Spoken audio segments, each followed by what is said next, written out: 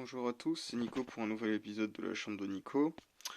Aujourd'hui, tentative de réparation d'un magnétoscope VHS-C, hop, HR-C3. Donc en fait, pour être exact, c'est le premier magnétoscope VHS-C au monde, inventé par JVC, bien sûr, les VHS-C. Euh, donc bah écoutez, là ce qui se passe c'est que bah il y a juste de l'alimentation qui arrive, mais il n'y a rien d'autre qui se passe.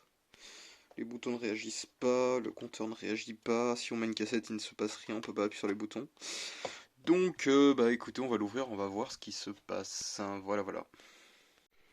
Donc je reviens vers vous, j'ai changé un condensateur, juste ici, celui-ci de 4,7 microfarad, condensateur C7. Il empêchait la mise en marche en fait du CPU. Le CPU en fait le reset est resté à 1 en fait et ce condensateur était complètement mort. Il est censé faire 4,7 microfarad, c'était impossible de le mesurer. Et du coup c'est ça qui a empêché la machine de se mettre en route. Donc maintenant si je mets ce truc correctement là où c'est censé être, voilà, si je mets ça comme ça, là où c'est censé être.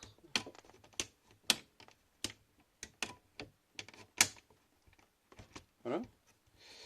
Et que du coup j'appuie sur le bouton mise en marche. Voilà, donc vous allez peut-être pas le voir, je vais rappuyer. Voilà, donc la méca tourne et tout, donc maintenant il y a un problème mécanique. Mais en tout cas la machine démarre. Donc on avance, on progresse. Alors le problème c'est que regardez-moi tous les guides de bande. Ils sont cassés. Ils sont cassés partout. Donc bah va falloir déjà que j'essaye de réparer ça, enfin voir ce qui est possible de faire. Mais en tout cas c'est cassé, voilà. Je reviens vers vous après avoir utilisé un peu de fil de fer à souder, parce qu'en fait j'ai trouvé le problème, c'était juste les rails qui étaient complètement mortes, hein, clairement, le plastique était craqué de partout, donc du coup un coup de fer à souder, un peu de plastique d'imprimante 3D en complément, et un coup de papier à poncer, et maintenant, si je tourne l'engrenage qui se trouve juste en dessous, la méca revient à sa place de départ, elle repart facilement à sa place d'arrivée. Voilà, elle revient à sa place de départ. Sans souci. Voilà, j'ai nettoyé les têtes, donc je vais pouvoir remonter ce truc et on va pouvoir tester. Alors quelque chose que je dois regarder aussi, c'est le LCD. Le LCD il affiche mal, je pense qu'il y a des problèmes avec les contacts Zebra, sauf que c'est soudé. Donc j'ai allumé la station de dessoudage pour aller dessouder ça et regarder le LCD. J'ai graissé avec de la graisse au lithium euh, le guide de bande. Voilà. Plus ce côté qui était un peu plus morflé que l'autre d'ailleurs. Enfin bon voilà. J'ai nettoyé les têtes de lecture, effacement et puis la tête audio. J'ai nettoyé le pinch roller, enfin le galet presseur. Nettoyé le moteur cabestant et puis tout le passage de la cassette, le passage de bande. Et les têtes aussi. Les têtes étaient assez propres, hein, honnêtement. Voilà. Puis bah le travail propre. Ressouder. Ou faire rassouder du plastique. Bon. On va voir ce que ça donne. Je vais essayer de réparer le LCD, puis je reviens vers vous. Là, je vais juste le dessouder et puis je vais remettre les contacts Zebra, puis c'est tout, hein.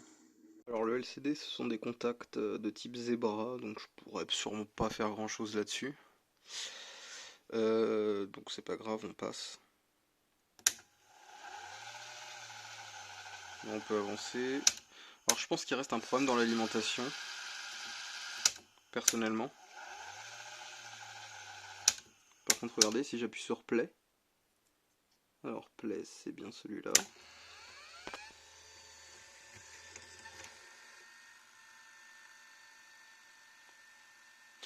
Et ben, c'est en lecture. C'est en lecture. Il va falloir que je vérifie si j'ai un affichage. Mais je vais m'occuper de ça de suite. Faut que je me fabrique un petit câble. Voilà. Alors le compteur il a pas l'air de marcher du tout, mais honnêtement je m'en fiche un peu.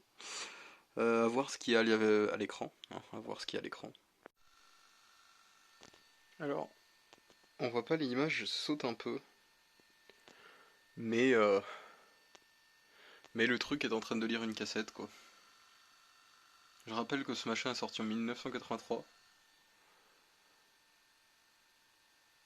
C'est vraiment bizarre cette...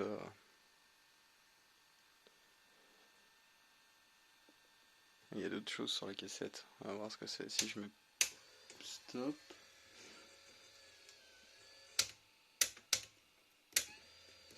Je vais mettre pause.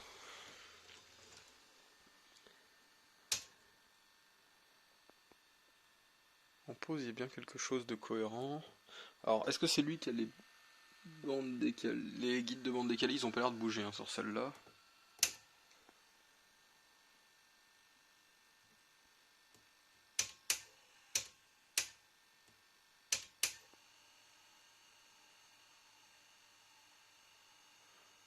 Bon, en tout cas, ça affiche quelque chose, c'est déjà pas mal en vrai, hein. Je pense qu'il y a des moments où il faut juste être raisonnable. Il y a déjà quelque chose qui s'affiche. Alors pour ce problème de parasite, je sais pas trop ce que c'est. Honnêtement, de toute façon, les trois quarts des condensateurs dans ce truc sont morts, donc si j'étais réaliste, il faudrait que je les change tous. Ou au moins que je les teste tous et que je change ceux qui sont pas bons. Je vais finir par me commander des stocks de condensateurs parce que j'en peux plus. Je passe mon temps à changer des condensateurs.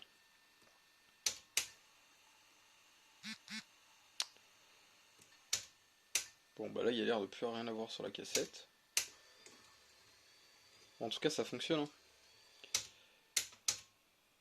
hein. Est-ce que je peux taper enregistrer? Non il veut pas. Si j'appuie là, est-ce que je peux taper enregistrer? Ça a pas l'air de marcher. Bon alors le compteur marche pas. Ouais. Enfin bon, disons que c'est un peu pété. Honnêtement, c'est pas trop mal. Voilà. Ouais, c'est pas trop mal. En tout cas, ça lit quelque chose. Est-ce que peut-être que les bandes de mon caméscope sont décalées? Alors, je vais essayer d'enregistrer sur cette cassette. Là où on est, parce que je crois qu'il n'y a plus rien, hein. Ah oui.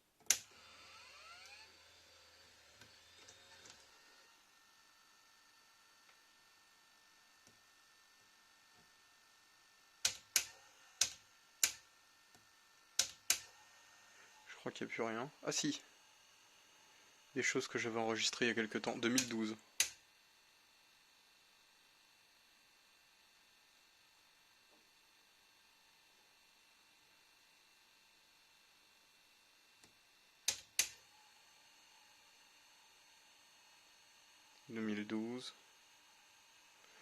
Donc, c'est quand je faisais des tests avec mon Panasonic PHSC à cette époque. C'est vraiment incroyable que ce truc arrive à lire de la vidéo après autant de temps, avec autant de condensateurs qui doivent être complètement pétés à l'intérieur.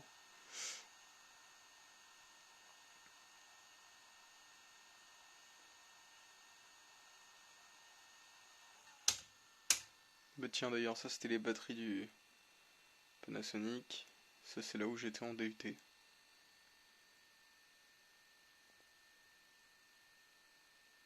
Je sais pas c'est quoi ce parasite parce que c'est marrant, en pause, l'image elle est pas trop mal. En plus elle est vraiment pas trop mal pour de la VHS, surtout d'époque. Euh,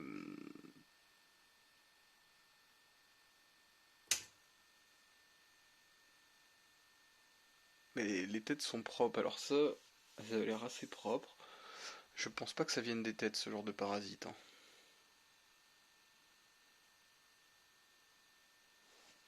En fait je vais essayer d'avancer au maximum, voir jusqu'à où je peux...